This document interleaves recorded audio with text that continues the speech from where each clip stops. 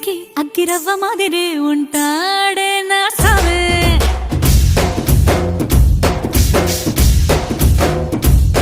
మెత్తాని పత్తి పువ్వుల మరే సంటాడే